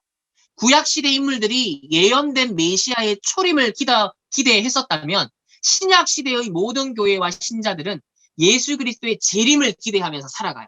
그래서 역사의 종말은 곧 세계복음화의 성취와 맞물려 있는 것이죠. 창세기 3장에서 아담과 하와가 원죄를 범한 것은요. 개인적인 불순적 행위 수준에 그치지 않고 피조세계 전반의 재앙을 몰고 왔습니다. 죄의 오염은 피조물 전체에 두루 미쳤죠. 본질적으로 그 어떤 피조물도 타락의 영향을 피할 수 없었습니다. 이게 이제 인류의 역사였습니다. 국가나 가족 같은 사회 구조는 물론이고 예술이나 기술 같은 문화적인 발전, 성욕구와 또 식생활 같은 신체적인 기능, 생활, 세상에 속한 그 무엇을 살펴봐도 창조주께서 친히 지으신 멋진 작품들이 이제는 주님을 거역하는 터전으로 타락하고 말았죠. 그래서 스위스 신학자 오스카 쿨만이라는 사람은 그리스도와 시간이라는 저술에서 예수님의 사역을 2차 세계대전을 종결지은 노르망디 상륙 작전에 비유하는데요. 이 D-Day, 작전이 실행된 D-Day는 상륙작전 개시를 의미한다면 V-Day는 독일이 이제 완전히 항복해서 연합군이 최종적으로 승리를 선포하는 날을 말하는 거예요. 즉 예수님의 2000년 전의 초림과 십자가 죽으심, 부활, 승천으로 인해 사나는 십자가에서 사실상 머리가 깨졌습니다. 권세가 결박됐죠. 결정적 타격을 입은 거예요. 그러니까 연합군이 노르망디 상륙작전을 통해서 딱 상륙하는 순간 사실상 그 싸움은 승부수가 끝난 거죠. 그러나 뱀의 머리가 여자의 후손에 의해 부서진 것이지만 다 이루었다고 말씀하신 것처럼 구원은 이미 성취되었지만 아직 뱀의 꼬리가 살아 꿈틀거립니다. 이 흑암의 잔종 세력들이 있죠. 계속해서 많은 사람들을 미혹하고 세상에 문제를 가져다 줍니다. 세계복음화를 방해하려고 했습니다. 하지만 이 악의 잔종 세력들은 예수님의 재림으로 세계복음화로서 완전히 성취가 되면서 소탕이 될 것이라는 거죠. 이게 이제 우리가 역사, 이 세계복음화 중심으로, 구속사 중심으로 가져야 되는 우리 역사관의 핵심이죠. 그리고 성경적 역사관이라 했을 때 또 분별해야 되는 개념이 자연과 초자연에 대한 개념이에요. 성경은 하나님과 역사, 영원 등이 포함된 영적 세계를 다루는데 요즘 이제 보좌 얘기하시죠? 바로 이 영적 세계로부터 자연이 나왔다. 보이지 않는 하나님으로부터 이 피조 세계가 나왔죠. 그래서 이 세상, 즉 자연이 그림자라면 본체는 초자연적 실체입니다. 하지만 죄인의 눈으로는 영적 세계를 제대로 인식할 수 없죠. 따라서 일반 역사에서는 초자연적인 측면이 부재하고 또 다룰 수도 없습니다. 혹시 다룬다 하더라도 비학문적인 것으로 취급을 당하고 말죠. 그러기에 그림자만 가지고서 표면적인 역사만을 논할 수밖에 없는 한계가 있어요. 그러니까 세속사와 구속사를 비교를 하자면 누가 더 한계가 많나요? 당연히 세속사가 더 한계가 많은 거예요. 인간은 가시적인 것에 매우 익숙해 있습니다. 동물들은 후각, 청각으로 사물과 대상을 판별하고 구별하지만 인간은 거의 시각에 의존합니다. 이런 감각으로 하나님의 섭리를 이해하려는 자체가 영적 세계를 이해하려는 자체가 어불성설이죠. 인간 판단 너머에 이 초월적 세계는 있습니다. 인간은 자기 자신의 주인이라고 말하지만 착각인 것은 자기 자신의 얼굴을 직접 본 적이 단 한 번도 없어요. 보는 것은 겨우 몸뚱이뿐입니다. 거울을 통하지 않고서는 자기 얼굴도 보지 못하는 게 인간의 한계예요. 인간은 눈만 가려버려도 누가 누군지 모를 정도로 분별력이 제한적입니다. 하지만 성경은요. 자연세계와 초자연적 세계를 동시에 다뤄요. 자연세계 그 이면에는 언제나 영적 세계와 함께 있습니다. 단지 일반인의 눈에는 그게 안 보일 뿐이에요. 그럼에도 초자연은 자연세계 그 이상으로 명백한 현실임을 성경은 증언합니다. 그러니까 여러분이 세계사를 공부할 때도 하나님의 구속사가 뭔지 그걸 들여다보기 위해서 이제 교회사 이걸 볼 수 있어야 되는 거. 성경과 교회사의 흐름을 볼 수 있어야 된다. 그래야 자연세계에서도 관통하는 하나님의 초자연적인 섭리. 야, 구속사를 이렇게 이루셨던 거구나. 그래야 더 우리는 뭐예요? 거대한 하나님의 전체 그림을 볼 수 있게 되죠. 영적 세계는 자연세계의 원인입니다. 영이신 하나님은 자연을 만드셨고 운행하시고요. 욥이 당한 재난은 이미 초자연적 세계로부터 시작된 일이었고 아람이나 가론 유다의 문제도 먼저 영적 세계로부터 시작된 것이었어요. 그러면 우리는 초자연적 세계의 도구나 되어야 할까요? 영적 세계에 대해서 완전히 무력하고 무방비한 상태로만 있어야 할까요? 그렇지 않습니다. 참된 복음적 신앙의 전도자의 삶을 살 때 비록 초자연적 세계를 직접 볼 수는 없어도 영적 세계, 보호자와 소통하며 그것을 움직일 수 있는 이 땅 가운데 그걸 실현할 수 있는 역사의 주인공이 될 수 있다는 거예요. 아브라함은 롯에게 네가 좌하면 나는 우하고 네가 우하면 나는 좌하리라. 담대히 말합니다. 롯은요. 자연세계만 보고 소돔을 선택했죠. 그러나 언약 성취를 바라보면서 초자연적 세계를 봤던 아브라함의 관심사, 바로 영적 세계를 향해 있었기 때문에 그는 현실 세계에서도 승리할 수 있었죠. 아브라함은 세상의 사건이나 일을 통해 인간에게 메시지를 또 전하십니다. 모든 메시지는 기록된 성경에 따라 재조명이 되어야 돼요. 영적 지혜와 세상의 지혜가 혼선이 있을 때는 성경은 하나님의 섭리를 이해할 수 있게 해주는 본질적 유일한 기준이 됩니다. 그래서 세상의 사건이나 현상이나 역사를 볼 때도 그걸 통해 하나님의 일반 은총의 어떤 계시를 우리가 분별할 때도 기준이 뭐다? 성경이 기준이 되어야 된다. 하나님의 계시가 기준이 되어야 된다. 물론 사건이나 일을 통해 전달되는 하나님의 뜻이 때때로 인간의 유한성 때문에 오해되거나 왜곡될 수도 있습니다. 따라서 이런 것에 너무 의존하거나 어떤 미심적인 그런 신앙은 주의해야 되지만 전도자의 눈으로 하나님의 인도를 받는 관점을 가지고 있다면, 분별한다면 분명 하나님의 나라를 이루는 구속사가 이렇게 실제로 진행되고 있구나라는 것을 분별할 수 있는 아마 영안을 뜨게 될 거예요. 그리고 세속사와 구속사에 대해서 조금 차이점을 보겠습니다. 세속사는 과거의 구체적이고 특수한 사건 또 현상들을 기술하죠. 가령 닐 암스트롱의 달 표면에 최초로 발을 디딘 경우와 같이 아주 일시적 사건들과 30년 전쟁과 산업혁명처럼 오랜 기간 발생한 사건을 모두 포함합니다. 자, 그러면 세속사와 구속사는 어떤 관계일까요? 쉬운 비유로 세속사가 잎사귀라면 구속사는 나무 줄기와 같습니다. 잎사귀만 보면 나무가 어떻게 생겼는지 정확히 알 수 없어요. 나무 줄기를 바로 보아야만 나무의 생김새를 파악할 수 있어요. 세속사가 아무리 많은 사건과 방대한 분량, 인물들이 등장하고 다양한 시대적 변화가 나타난다 해도 구속사라는 본질적 줄기만 제대로 잡으면 역사 이해는 쉬워집니다. 이때 비로소 세속사 흐름 속에서도 하나님의 섭리의 손길을 발견할 수 있게 되죠. 세속사는 언약의 하나님이 언약을 성취해 가시는 역사적 무대인 동시에 세상 임금인 사탄의 방해와 공경이 범람하고 있는 영적인 전쟁터이기도 합니다. 모든 성도와 전도자들은 세속사와 구속사가 함께 진행되고 있는 실존적 현장에 직면해 있죠. 여기서 구속사는 가장 근본적인 질문을 제기하는데요. 인류 역사의 전체 과정이 과연 어떤 의미가 있는지를 묻는 겁니다. 이에 대한 답변은 역사 그 자체로부터 도출될 수 있는 게 아니라 하나님의 계시인 성경과 기독교 신앙에서만 발견될 수 있어요. 바로 우리는 세계복음화, 구속사 성취를 위해서다라고 쉽게 말할 수 있습니다. 그리스도인들은 역사에 기록된 크고 작은 모든 특수하고 구체적인 사건들뿐 아니라 시간의 한계를 초월하는 영원한 목적에 대해 하나님이 주권을 행사하심을 믿는 신앙인들입니다. 우리는 구속사에서 중요하게 기록된 사건들이 역사적 시공간, 즉 이 지구 위에 일어난 사건들임을 믿습니다. 결국 모든 역사의 중심 사건인 그리스도 십자가 구속 사건은 인류 구원을 위한 하나님의 영원한 계획의 핵심인 동시에 증인들에 의해서 입증되는 인류사적인 사건이다라고 할 수 있죠. 그렇다고 할 때 우리가 교회사는 어떻게 이해해야 될까요? 성령의 영감을 받은 자들이 성경을 썼다면 교회사는 구속사 중심의 성경적 역사관과 신학을 바탕으로 교회를 위한 섭리를 발견하고 해석할 수 있는 최선의 방법으로 서술한 건데요.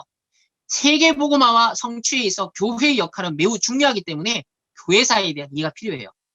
교회사 공부의 이유를 정리하면 다음과 같습니다. 우리는 교회사를 포함한 인류 역사 전체를 섭리하시는 하나님이 특별히 이 지상교회를 위해 어떻게 역사했는지, 차세대 전도자로서 우리가 발판 삼을 것은 무엇인지 미리 보고 알기 위해 교회사를 공부합니다.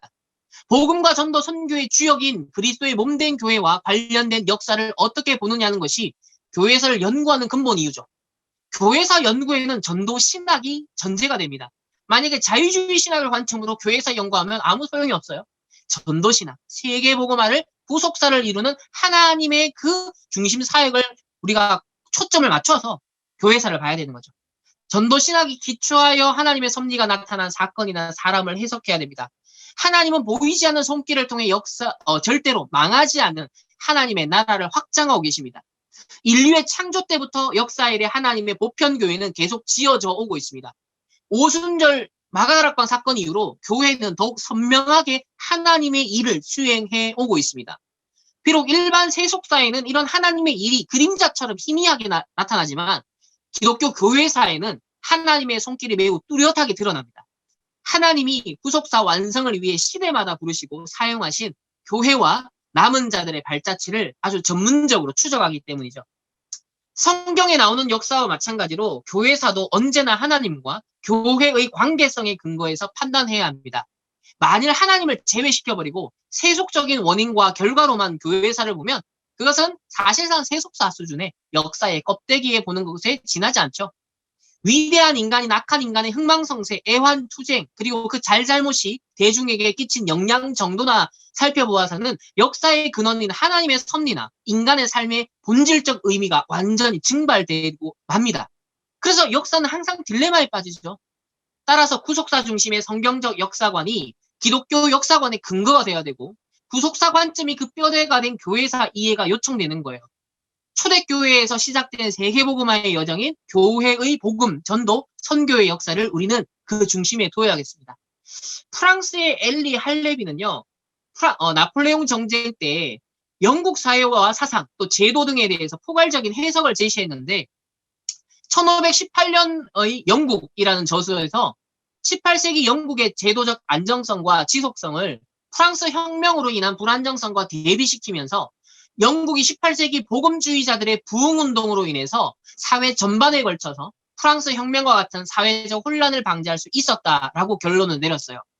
또 아일랜드의 역사가 레키 역시 1789년 이후 일어난 프랑스 혁명과 같은 과격한 혁명으로부터 영국을 구했던 것은 분명 복음의 대각성이라면서 휘필드가 바로 그 일의 중요한 주역이었다, 전도자였다라고 평가를 합니다.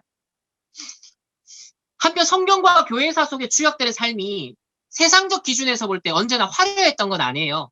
바울은 인간적으로 자랑할 게 많은 사람이었지만 복음을 위해 궁핍과 피곤과 억울함과 핍박과 위험에 처했고 결국 로마에서 순교했죠.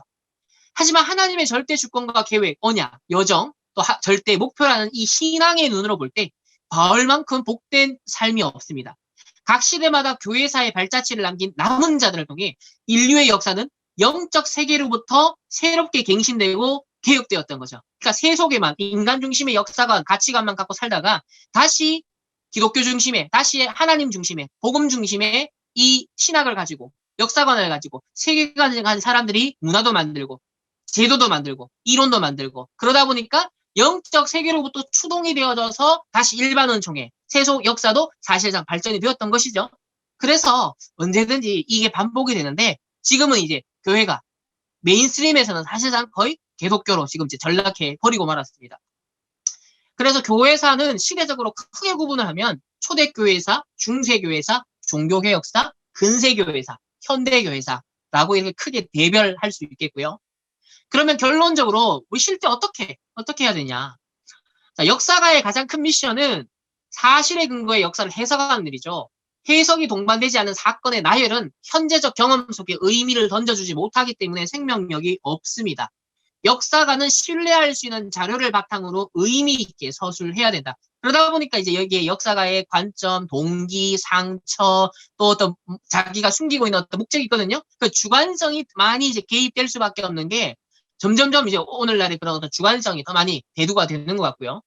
사실에 근거하지 않은 해석은 객관성을 상실할 우려가 높다. 따라서 사실과 해석, 즉 히스토리에와 게시히테는 불가분의 관계를 지닌다. 전자는 객관적 방법을, 후자는 실존적 방법을 취한다. 그래서 텍스트가 중요한 것처럼 역시 콘텍스트가 중요하다.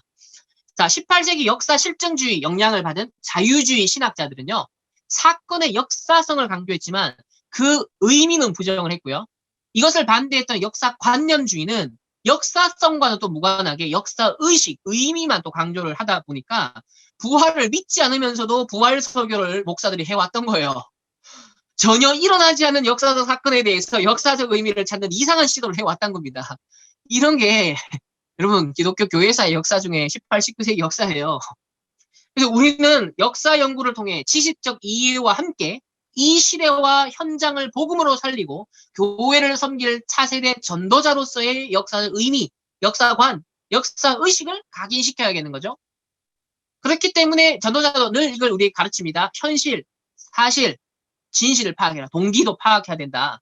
하지만 뭐다? 영적 세계까지, 하나님의 구속사적인 섭리까지, 그래서 이 교회사까지 볼 수 있어야 된다. 그래서 이 영적 사실을 봐야 되고, 그리고 하나님의 절대 주권 속의 섭리, 그런 것들을 볼 수 있어야 사실은 우리 뭐 일제 우리가 침략을 당했던 아픔의 역사에 대해서 현실도 알 수 있고 사실도 이해하고 진실도 공감하고 그러면서 영적 사실과 절대 계획 속에 갱신하고 하나님의 더 큰 계획이 무엇인가를 놓고 우리는 도전할 수 있는 이게 이제 가능한 것이죠. 그래서 객관적 요소를 당연히 여러분이 전공을 하고 공부를 할 때 갖춰야겠고요. 그러면서도 전도자의 관점은 하나님의 주권적 섭리를 늘 헤아릴 수 있는 이런 균형 잡히고 양면성. 그러나 우선순위는 항상 하나님 주권 속에, 하나님의 절대 계획 속에, 구속사 속에 모든 것들이 사실은 재해석되는 기준이 돼야 된다. 그래서 저는 어젯밤에 제가 새벽 4시 반까지 이제 이 내용을 다시 정리하면서 한 2시간 동안 제가 씨름했던 도표입니다. 이게 사실 엑기스예요. 이거 한마디 하려고 제가 지금까지 토대를 깐 거예요. 최근에 나온 메시지와 제가 최근에 이제 그 RU 학위 과정을 다음 학기에 이제 20강의를 해야 돼요. 현대 신학, 현대 철학을 공부를 해야 되는데 그 책을 이제 제가 쭉 철학과 신학의 역사를 공부를 하다 보니까 아, 유 목사님 지금 최근에 보호자 얘기하는 거하고 이 신학과 이 철학의 가장 중요한 어떤 영역들이 있는데 이게 너무 통하는 거예요. 자, 그러면 한번 정리를 해보겠습니다. 창조주 하나님이 계십니다. 그리고 그 하나님이 세상을 창조하셨죠. 그리고 역사적 무대가 되는 거예요. 그리고 그 세계에 바로 우리 한 인간을 하나님의 형상대로 우리 개개인을 창조하셨습니다. 이 원래 인간이었죠. 자, 그런데 창세기 3장 1에 그야말로 12가지 문제가 뒤덮어 버렸어요. 그러다 보니 창조주 하나님은 변함이 없어요. 그러나 처음부터 사실 이미 계획을 갖고 계셨죠. 백업 플랜으로. 구속주 하나님으로서 예수 그리스도를 이 땅에 보내시기로 작정을 하시고 실제로 역사 속에 실현합니다.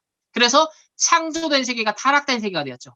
이 역전된 현장에 그리스도를 보내심으로 말미암아 이 세상의 구속 사역을 성취하십니다. 그리고 인류 개개인을 부르시고 우리를 전도자로 부르시고 다시 타락된 인간을 하나님의 형상으로 회복된 존재로 우리를 부르셨어요. 그래서 성부 하나님은 예수 그리스도께서 지금 승천하시고 보좌에서 주권을 가지시고 모든 걸 통치하시고 다스리고 계신데 그 하늘 보좌가 우리의 배경이 되어지죠.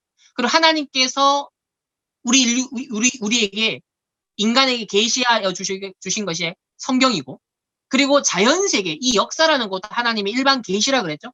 그래서 자연세계도 하나님의 일반 계시, 우리 인간을 위해 주신 것은 성경, 특별 계시고 그리고 결국 하나님은 주권을 가지고 계시하시고 결국 본질이시고 우리의 보좌의 배경이 되십니다. 그리고 여기서 우리의 달란트 하나님은 천명을 통해서 달란트를 주시고요. 그러면 하나님의 형상을 회복한 이 원래 창조된 인간은 성령 내주 그러면서 지정의도 타락된 지정의가 하나님의 형상의 지정의로 다시 회복이 되고요. 그러면 타락된 12가지 문제 속에 인간들은 경험하면서 그걸 막 이론도 만들고 자기 주장을 해왔죠. 우리의 경험은 뭐예요? 다시 하나님을 만나고 하나님과 동행하면서 경험되어지는 것으로서 모든 것을 우리는 살아가게 됩니다. 그래서 우리의 실존은 그런 실존주의 철학자들이 말하는 실존이 아니죠. 위드 임마누엘 원네스의 실존이야. 그것이 곧 우리의 신분이고요. 그래서 천명, 소명이 딱 나에게 이르릅니다. 그러면 이 창조된 세계는 여전히 타락되어 있거든요. 지금 세상 현장은. 그래서 현장이죠. 12가지 문제, 3단체, 뭐 4차 산업시대 막 난무하는 지금 현장입니다. 그래서 역사라고 볼 수 있고 상황이라고 볼 수 있고 구조라고 볼 수 있죠. 그러니까 세상에 12가지 문제 속에서 타락된 지정의를 갖고 경험해왔던 사람들이 실존에 대해서 고민을 하면서 나름대로 세상에 대한 구조적인 문제를 고민했던 거예요. 인간이 문제인 것 같은데 또 핑계거리가 필요해요. 가만히 보니 세상이 문제야, 사회가 문제야, 상황이 문제야. 이제 눈으로 돌렸던 거죠. 항상 이게 뭐냐면 창조주 하나님을 빼내고 세상은요. 이 타락된 세계와 타락된 인간이 서로가 실랑이하고 주거니 받거니 하면서 모든 게 발전했던 거예요. 그 안에서 이론도 나오고 복잡한 것들이 다 나왔던 겁니다. 사실은. 결국은 뭘 놓쳤죠? 창조주 하나님. 아까 18세기 이후로 이게 딱 삭제가 된 거예요. 모든 데서. 그러면 우리가 지금 보호자에 대한 얘기를 하죠. 우리와 세상을 볼 때 우리가 바로 세상을 보는 게 아니라 뭘 통해서 봐야 된다? 보호자를 통해서 연결되어 영적 통신망을 형성해서 현장을 봐야 된다는 거예요. 여러분이 이게 결국은 역사관인 거죠. 또 세상에 대해서 학문에 대해서 접근할 때도 결국은 보호자와 소통되는 구속사의 관점을 이 교회사의 관점을 이해하면서 이 역사를 일반 세속사를 봐야 되는 거예요. 새 인물들을 봐야 되는 거예요. 그래야만 철학자도 이해할 수 있고 사상도 이해할 수 있고 그렇게 오늘날 구조적인 문제를 해결해보고자 목소리를 외치는 사람들도 어떤 한계에 빠져 있는지를 알고 도와줄 수 있는 역할을 할 수 있게 되는 거죠. 영적 의사, 그리스도의 삼중직에 대해서. 그래서 이 현장에서 다시 하나님 형상 회복한 자가 정복하고 다스리는 것을 실제로 실현하기 위해서 권세 사용하죠. 이게 결국 우리 사명입니다. 원래 주신 것은. 그래서 저는 이게 정리가 된다. 역사를 바라볼 때나 현장을 바라볼 때나 어떤 이루든 어떤 인물을 보든 결국은 단순화시켜서 이렇게 보면 우리가 해야 될 역할과 세상이 지금 빠져있는 상황을 보면서 이렇게 남은 자로서 부름받은 우리의 정체성을 그래서 천명, 손명, 사명 하늘에서 보좌에서 내려주시는 달란트를 찾아서 우리가 뭐요? 이 창조된 세계 회복을 위해 도전을 하는 이 도전 속에 우리가 있다는 거죠. 그래서 마지막 이런 역사 의식이 없는 사람은 지금 자신이 어느 지점에 있는지 어디로 가야 할지 모른다. 이 불신자들은 몰라요. 3단체 몰라요. 저와 여러분들만이 정말 알 수 있는데 특별히 역사에 관심이 있고 또 전공을 하는 우리 랩런트라면 더더욱이나 이런 정말 성경적 전도자로서의 역사의식을 가지고 여러분들이 계속 도전하면서 이 역사를 지렛대 삼아서 뭐 직장, 뭐 랩런트 사역 다 연계가 될 수 있거든요. 구체적인 건 결국 인도를 받아야겠지만 어쨌든 이 역사라는 것은 뭐랄까요? 복음을 더 깊이 이해하는 데 있어서 아주 중요한 매개체가 되고 하나님은 역사적인 하나님이시기 때문에 구속사역도 역사를 기반으로 하여서 이루어가기 때문에 이 역사를 가지고 우리 랩런트 사역과 각인뿌리 체질, 치유까지도 깊이 우리가 생각할 거리가 굉장히 많다라는 것을 우리 랩런트들에게 또 이렇게 화두를 던지면서 오늘 포럼을 이렇게 마치도록 하겠습니다. 잘 들어주셔서 긴 시간 감사합니다.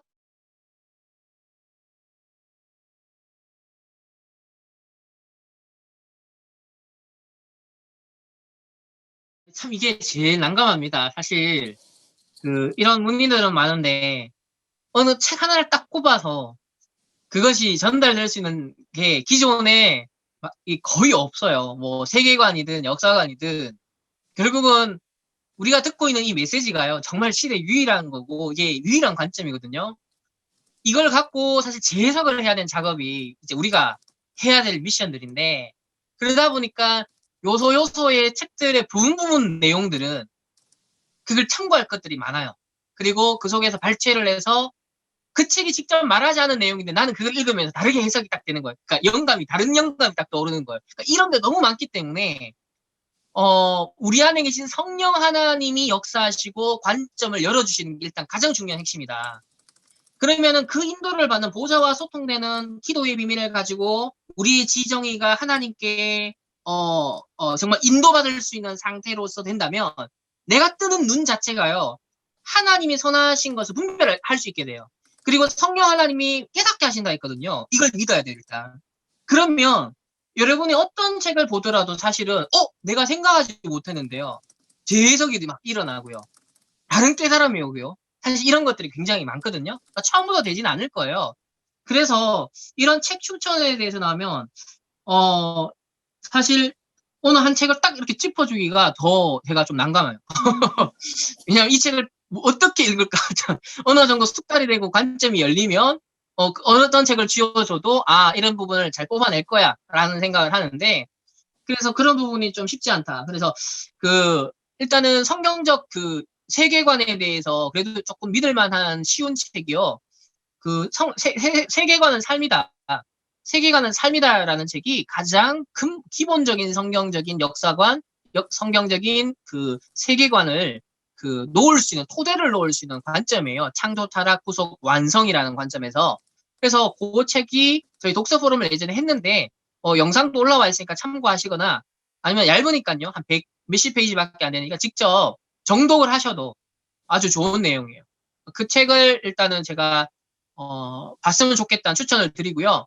그리고 우리 대학생들 수준에서 교회사 책을 학술적인 책들이 많은데 뭐 그걸 여러분 직접 다 살 수도 없고 보편적으로 그래도 신학적으로도 상당히 건전하면서 어렵지 않게 이야기체로 서술을 한 이야기 교회사라는 책이 있어요.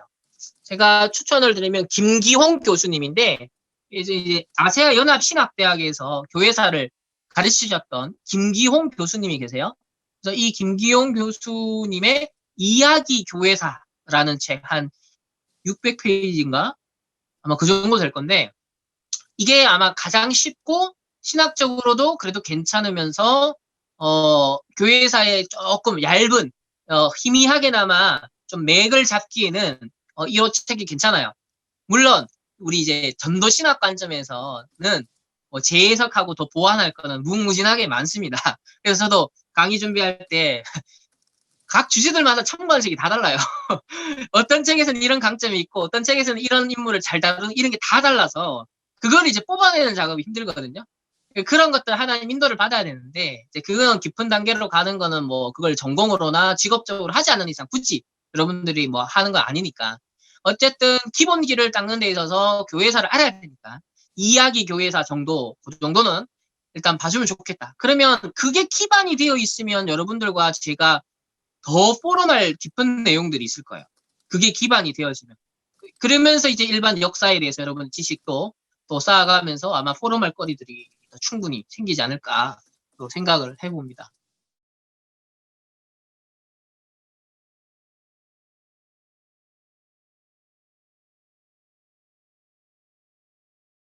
제가 뭐 동양사나 한국사나 이런 걸 전공을 한 건 아닌데 어쨌든 우리 이 선교 역사 측면에서 결국은 각 나라마다 비기독교 나라였고 민족이었죠. 복음이 들어가고 기독교권화되면서 사실 이 흐름이 바뀐 건데 우리나라도 이 선교사님 들어오고 기독교가 들어오면서 사실 근본적으로 많이 우리나라의 운명 자체가 사실 바뀌었잖아요. 그래서 이거는 세속사나 뭐 일반 진짜 다루지 않죠. 더 다루기 싫어하고. 그래서 이거는 이제 앞으로 신학자들의 몫이기도 하고 또 랩런트들이 이걸 전공을 해서 정말 제대로 학문성 있으면서도 근거 있게 객관적으로 정말 드러낼 수 있는. 그러니까 교과서에 실리는 거 어차피 제한적이죠. 그걸 뭐 1000페이지짜리 교과서를 못 만들잖아요. 그러니까 어쩔 수 없이 다 조금씩 실려요. 조금씩. 그러니까 기독교는 더 조금 실릴 수밖에 없죠. 그렇지만은 이제 교회사나 이런 전문적으로 이게 한국 교회사도 따로 영역이 있거든요.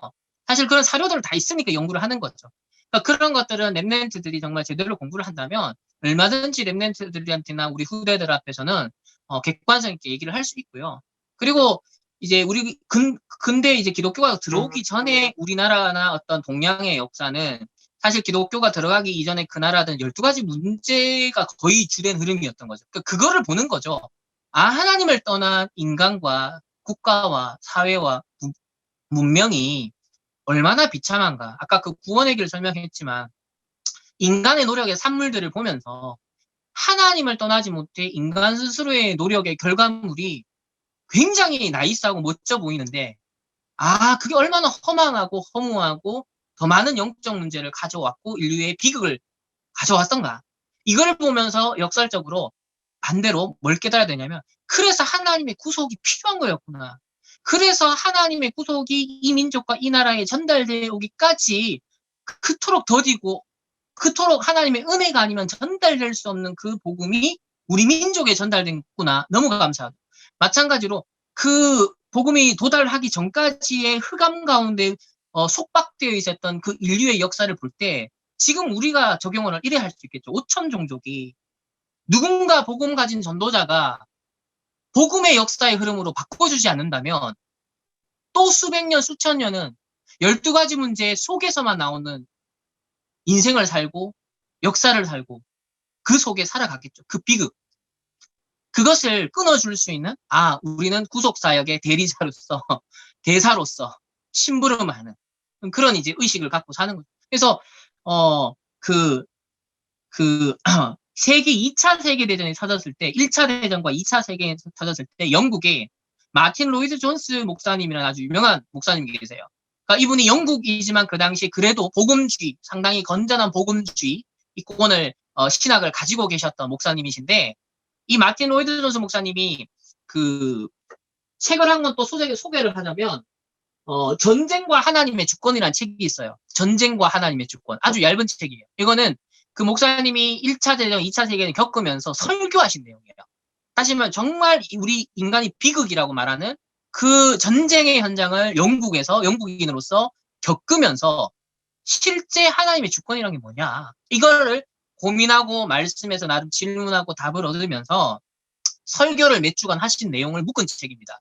그러면 이거 굉장히 우리가 좀 생각해 볼 수 있는, 묵상해 볼 수 있는 하나의 포인트가 되거든요. 그래서 여기서 제가 한 가지 기억나는 건 뭐냐면 1차 세계대전, 2차 세계는 딱 터졌을 때 많은 기독교인들이 원망에 빠졌다는 거예요. 아니 하나님 살아계시고 선하신데 왜 이런 악이 히틀러 같은 인간이 그러니까 이게 이제 신정론이라 그러는데 정의의 하나님이 과연 있냐 어떻게 이런 비극이 600만 학살을 비롯한 이게 일어날 수 있냐 이 기독교인들도 이제 그런 분리신앙을 하더라는 겁니다. 그때 마틴 노이존스 목사님이 반문하기를, 우리가 그럴 자격이 있나? 하나님이 은혜를 베푸지 않았다면, 사실 하나님이 붙들고 계시지 않았더라면 2차 세계, 1차 세계대는요, 인류 역사 모든 장면을 장식해야 될 비극이 창세기 3장 이후의 인간이라는 거예요. 근데 하나님이 그래도 일반 은총을 베푸셔서 이렇게라도 잡아주시니까, 붙들어 주시니까 질서가 유지가 되고, 뭐 독재자가 나온들 그래도 숨쉴만하게 하나님이 그때그때 은혜를 베풀어 주신 거거든요. 그러나 원래 하나님이 안 붙잡아 주시면요, 그러니까 바로가 하나님이 강팍했다 했잖아요. 그 말은 적극적으로 바로를 악하게 만들었다는 의미가 아니라 12가지 문제 속에 인간은 원래 강팍하고 망해야 돼요. 그런데도 하나님은 구원 사역을 이루기 위해서 어느 정도 일반 은총을 주셔서 유지를 하시는 거죠. 그렇기 때문에 1차, 2차 세계는 터진 것에 대해서 이 세상이 왜 이렇게 악이 관영해요라고 말할 수 없는 건, 하나님이 은혜를 거두어버리면 원래 그게 모든 일상이라는 거지. 그게 원래 완전 비극의 일상이라는 거지. 근데 하나님이 은혜를 베푸셔서 우리가 살만하게 하셨고, 그렇기 때문에 창세기 3장이 오히려 비극을 역설적으로 깨달으라고 하나님이 보여주신 샘플이다. 그겁니다. 인간이 얼마나 비참하고 비극에 빠진 실존인가를 깨달으라고 1, 2차 세계대전을 통해서. 그러니까 사실 그 대전이 터지기 전까지 유럽이 얼마나 교만했어요. 사상적으로나 문화적으로 얼마나 교만했어요. 결국은 그게 중심에 독일이 자유주의 신학이 전 세계에 퍼뜨렸잖아요. 결국은 하나님의 심판이기도 했고, 또 하나의 섭리 중에 하나는 뭐였냐면, 히틀러 같은 또라이를 왜 하나님이 허락했을까요? 그 당시 이미 18세기 이후로 프리메이슨들이 유럽과 미국에 엄청 뿌리 내렸잖아요. 근데 히틀러가 했던 역할 중에 하나가, 유대인도 죽였지만 프리메이슨들을 잡아서 다 죽여버렸어. 그때 프리메이슨을 다수를 다 죽여버렸어요, 유럽에. 그게 뭐 음모론이든 뭐든 무슨 계획이 더 큰 빅픽처가 있었는지 모르겠지만, 상당히 유럽에 뿌리 내리고서 프리메이슨의 건물들 박살내고요, 유대인들 같이 그 가스실에 보내서 그 프리메이슨들 같이 그냥 없애버렸거든요.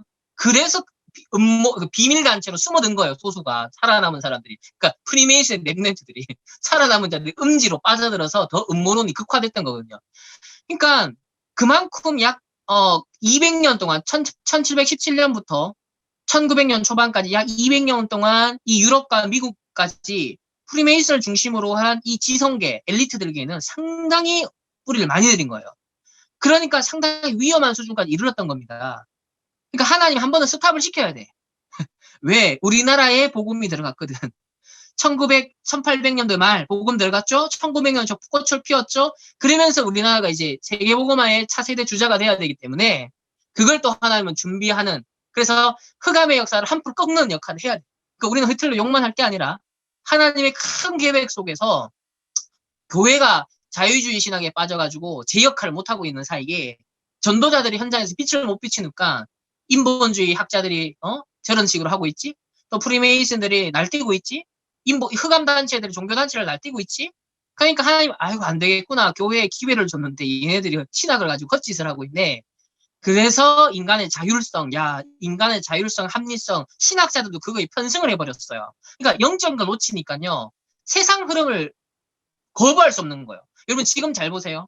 지금 세상에서 기독교 하면서 지금 많은 기독교 이 중간쯤에 있는 스펙트럼에 있는 신학자들의 목회자들이 자꾸 기울어가요.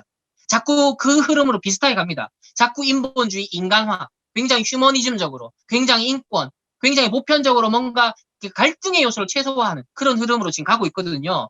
지금 코로나 때문에 기독교가 더 많이 욕먹으니까 더 그런 흐름이 지금 가속화되는 것 같아요. 그래서 이게 딱 18세기, 19세기, 20세기 초반까지 흐름이 압축적으로 우리나라에도 재현될 가능성이 굉장히 크다. 그러면 우리가 역사적으로 실수하지 말아야 될 것은 이럴 때 더 오직을 강조해야 돼요. 이럴 때 더 영적 세계, 보호자의 세계를 뚫어내서 현장화시킬 수 있는 증인이 나와야 돼요. 그래서 희망이 우리 랩런트에게 저는 있다. 그렇게 생각합니다. 네. 주님 감사합니다. 또 긴 시간 함께 이렇게 끝까지 포럼 나누었는데, 정말 이번에 주신 말씀대로 사단에게 빼앗긴 모든 것을 다시 정말 회복시킬 정도로 복음적 세계관, 복음적 역사관 가지고 정말 빛을 발할 수 있는 보좌와 소통되는 모든 렘넌트들 또 사역자들 될 수 있도록 축복하여 주옵소서. 이제 시작이 되어서 앞으로 하나님이 가장 원하시는 것을 함께 인도받아 나갈 수 있는 언약의 여정이 될 수 있도록 주님 축복하시고 인도해 주옵소서. 감사드리며 살아계신 예수 그리스도 이름으로 기도합니다. 아멘.